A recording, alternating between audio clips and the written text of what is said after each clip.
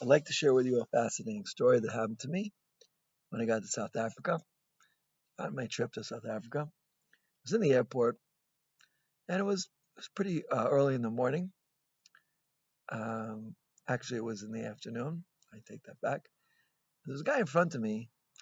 This guy, he was a little weird looking, but the most striking feature about him was that he was screaming at the top of his lungs, "Why is it so dark in this airport?" Over and over and over again. He just kept screaming, "Why is it so dark in this airport? Why is it so dark in this airport?" And I thought, maybe I should take out my camera and start filming this. It's like really good material for my Thank You Hashem when things look bad share. But I decided not to because he might have gotten upset with me and he might have turned violent. So I just watched him carefully again and again and again, complaining about this, why it's so dark in the airport. Anyway, when he got to passport control, he opened his mouth, and this woman, this poor woman who was checking the passport, he started screaming at her, "Why is it so dark in this airport? What do as if she had some responsibility for how dark it was." And I was just thinking to myself, I'm so happy that I'm not like this. And I was also thinking to myself, this guy's poor wife, if he's still married, you know, I feel bad unless maybe she's like him, and his kids. What a terrible experience to be around such a person. Just for 5 minutes, it was making me want to throw up. So it was a really powerful lesson in life. Things are always going wrong. Things never are perfect. But we have so many gifts. Rav Ari Finkel Zatzal, Hagon Hatzadik, Ari Finkel Zatzal, once told me, he said, if you don't say Birkus HaShachar in the morning, you can't appreciate life. We have our eyes, and we have our footsteps, and we have our belt, and we have our health, and we have our hats, and we have our clothing and our shoes, right? And then we can walk, and then we can talk. So many gifts that we have. We could take them for granted and think that's not such a big deal. It's a big deal. There are people who can't see. There are people who can't walk. There are people who can't talk. Yeah, and you can. Every morning, Hashem gives you a new gift.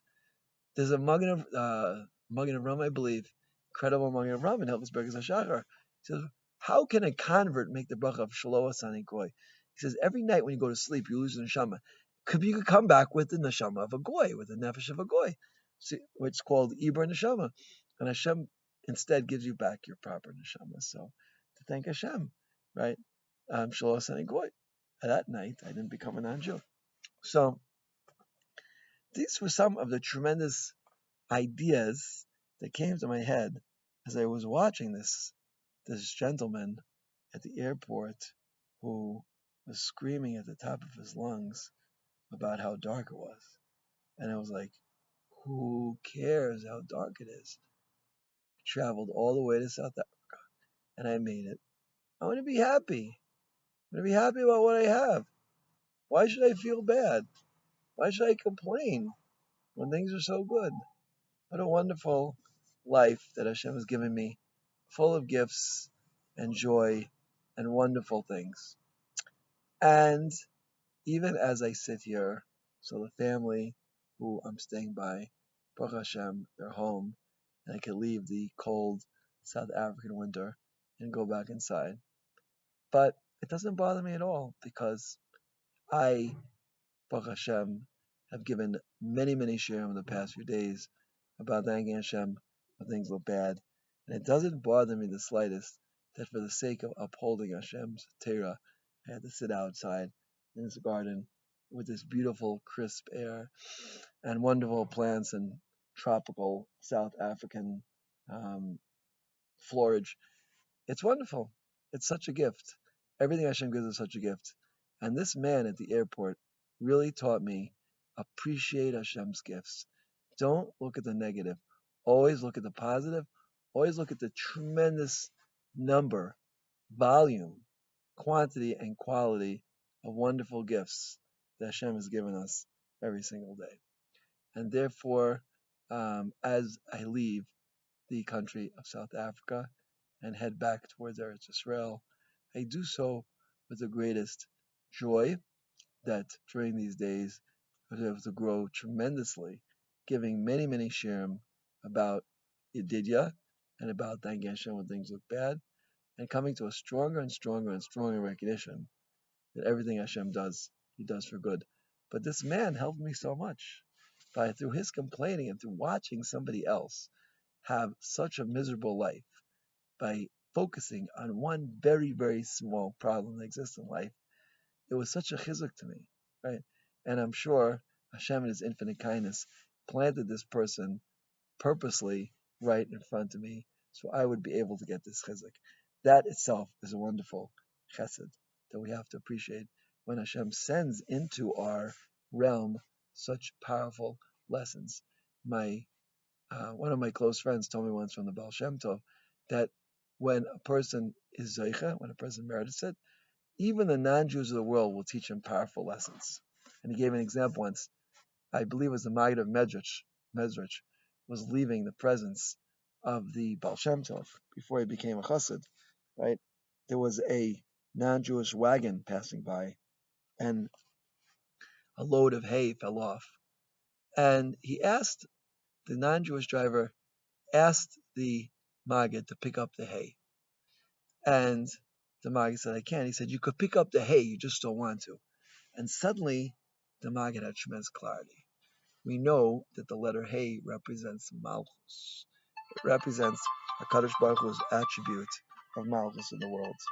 And therefore, by lifting up the hay, by telling him to lift up the hay, so this non-Jew was communicating to the Maggid that your job in the world is to lift up the hay, is to increase Hashem's revelation of Malchus in the world.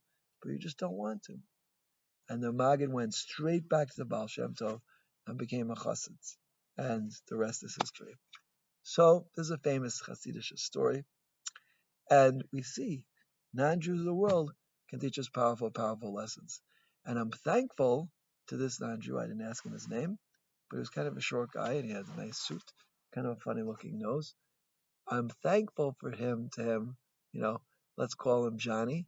I'm thankful to Johnny for teaching me this powerful lesson, not to complain.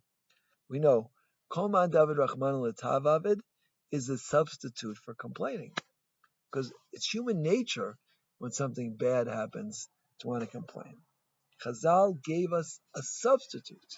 Instead of complaining, say this wonderful phrase, Kol Ma David Rahman L'Tavavid, and you'll feel so much better. Life will be so much more joyous by accepting the wonderful, infinite kindness that Hashem gives to us instead of complaining. So I thank Hashem profusely for bringing this experience into my domain, and I ask Hashem to continue to shower His kindness upon me and keep teaching me these wonderful lessons so I can impart this to all the wonderful listeners that I'm merit to have on Torah Anytime.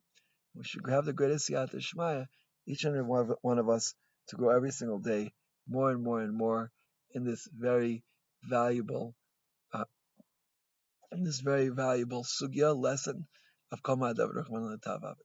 Hashem should help us and give us the greatest Siyata Shmaya to grow in this area. Amen. Kain. T.A. Ratzon. Yisbarach.